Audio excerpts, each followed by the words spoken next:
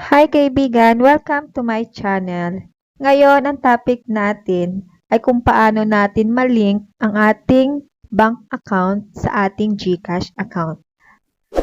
Pero bago yan, huwag kalimutan mag-like and subscribe to my channel.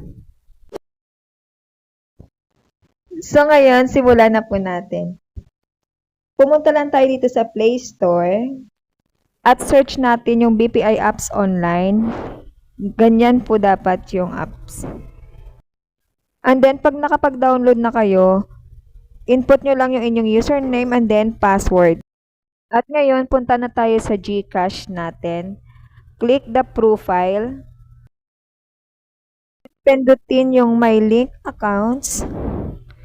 At yan, piliin natin yung BPI. And once na na-click na ninyo, ito yung makikita ninyo, log into your account. At saka input nyo yung username at saka yung password ng inyong BPI account. At ngayon, i-check na natin kung na-link na yung BPI natin. So, ayan na nga, kung napansin nyo, naka-highlight na po siya. At saka, pagka pinundot mo yan, makikita mo na siya na merong unlink.